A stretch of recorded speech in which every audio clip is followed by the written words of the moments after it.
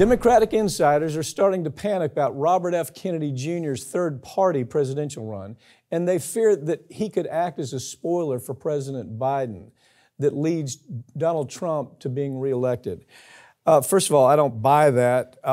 This is, to me, if I look at the entire Bobby Kennedy story, it is the worst abuse of democracy I've ever seen in my life, the way that this guy's been handled. Now, full disclosure, he's a friend of mine. We've known each other a lot of years. We've tried cases together. I think he's a good candidate. But what's happening is you have all of these Democrat insiders who, rather than facing the facts and are saying the American public is tired of Biden, they're tired of Donald Trump. Kamala Harris scares the hell out of them. They can't see her as stepping into the role of president. They see all of this happening. The polls are overwhelming. The narratives are overwhelming. But nevertheless, they're doing these little, I call them the Democratic flying monkeys. This Michael Starr Hopkins, he's a Democratic operative and a political commentator. They have these flying monkeys all over the place. And MSNBC puts them on, CNN puts them on. And, you know, you would think by the time it's over with, as you're listening to his story, you'd think the guy's insane. He's anything but insane. He's a challenge right now. He's a serious challenge. Well, see, what bugs me about stories like this is when you have all these Democratic strategists, because this, article from The Hill talks to multiple, and they all say the same thing, like, oh, we're so worried he's going to help Trump get elected. But okay, listen, that's a possibility, sure. But your anger, to me, is directed in the wrong spot. If you're mad that somebody could cost your guy the election, shouldn't you be mad at your guy? Shouldn't you be more concerned as to, hey, why is our guy losing support to this person? What can we do differently? I mean, you're a so-called strategist, so come up with a strategy to win the voters back. Yeah. And nobody ever wants to look at that side of it with the strategists. Let's blame. Let's call names. It is a childlike mentality that you're seeing coming out of the Democratic Party right now. We'll see it soon with Republicans too. But it's this, the American public, the numbers, 70% of Americans are not satisfied with either Trump or Biden. When have we ever seen that? And nevertheless, you have, again, these flying monkeys that have all they know is Democratic politics. They started right out of college. They were a staffer, and then they moved. All they can think of is what I call headline news, headline thinking, and they pick up the headline thinking instead, and they ignore the realities taking place around them. I mean, I see the family coming out after his own family. Well, what's that about? Well, it's about that they want access. They're, the old Kennedy family. They've been around forever. They've been Democrat forever. And so it's this pass me down, okay? It's access to celebrity, to political celebrity, access to the big Democratic political parties. They feel like they're going to be on the outside rather than showing a little bit of character and standing up for their damn family, standing up for their own blood. Rather than doing that, their own brothers, their own cousins, rather than doing that, they fall into the same headline thinking. And that is, yes, Biden is our guy, and yes, Kamala Harris is just fine. She's going to make a great president when Biden kicks off. That's exactly the thinking. Well, look, the family's been coming out, long before Bobby was running for president. They did their op-eds, they did their open letters saying, we do not stand with him on this vaccine issue. And look, I don't either. And look, so what? It's one issue, Farron. Right, I get that. And look, I'm saying right now, if I have to vote between Biden and Bobby, I'm going Biden right now. Yeah. Bobby has not won me over.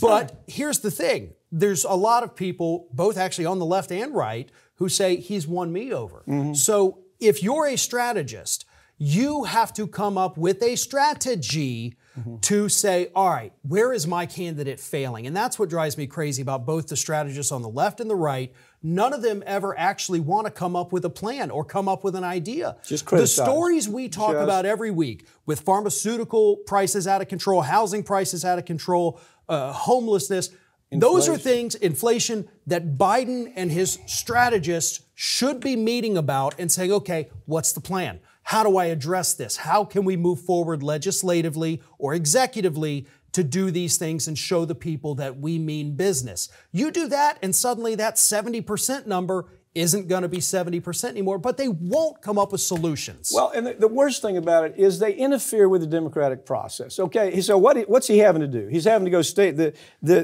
latest thing is We the People Party, that he has to come on as a dependent. He has to do that state by state. Well, New Hampshire only needs 3,000 signatures, so you can do that state by state. Some of the states require a lot more signatures, but their fear about a three-way race is real. Yeah. Okay? It's not real with Cornel West, although, I've had Cornel at my programs I do in Vegas. Great guy, he's a great thinker. Good candidate, actually, but maybe not this time. I don't know. There's plenty of places he fits in. But Bobby is a contender. I mean, whether you want to admit it, you're going to have these, again, we have flying monkeys that are commenting on our site. I don't really care. I mean, it doesn't make any difference to me. We say what has to be said. And until the Democrats can say what has to be said, until the Republicans can say what has to be said, that we've got a lunatic. We are trying to get a lunatic, Trump, to run for president. Till they can do that, and the Democrats can say, we've got a bumbling old guy who runs into things and can barely finish a sentence, or with a vice president that has perfected word salad.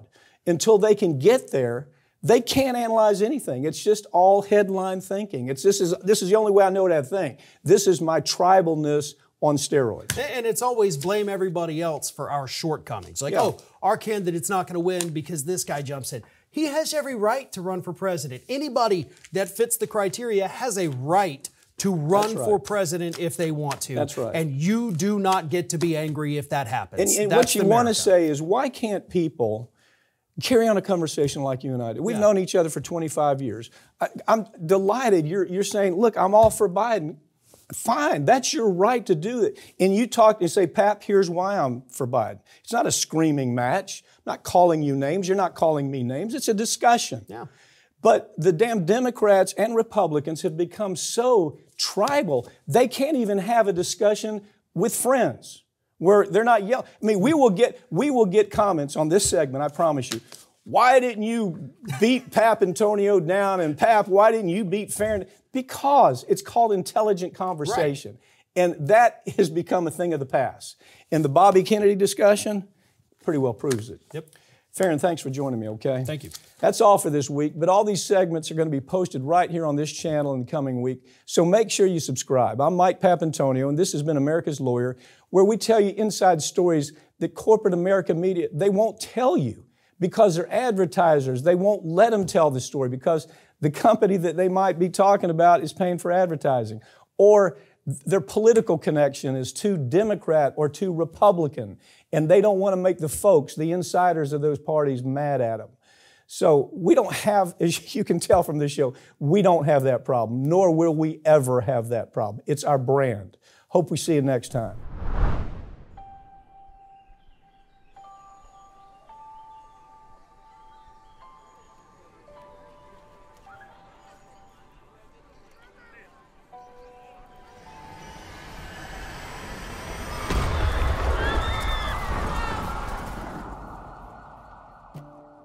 That it had helped dirty money flow through its branches around the world, including at least 800... Plaintiffs allege that the defendants provided money and medical goods to terrorist groups Hezbollah and Jaish al-Mahdi. This is a well-organized business for these individuals that carry out these attacks. Terrorism is a business, and they run it like a business. They knew about what was going on for a decade. They absolutely, no question about it, knew that HSBC was washing money. They had every reason to understand it was for terrorism and it was for drug cartels. Took no action whatsoever. These banks are involved. Their accounts are connected, and they're using them to mask the transactions. The more complicated they can make the transactions, the more distance they can put between the bad guys and the seemingly legitimate purpose of these funds. They pay $1.9 billion, which is a drop in the bucket compared to what they've made, and nobody goes to prison. These CEOs, these bankers that made this decision, they're safe at home. They know what they've done. It's resulted in the death of Americans, contractors and soldiers. not just hundreds, but thousands. And we look the other way because they don't look like criminals. The die is cast. The people that are responsible are on Wall Street. And they don't look like criminals. It's almost a suspension of disbelief. Sometimes I'll have people call me and say, is this real? Do they really get away with this? Yeah, they do.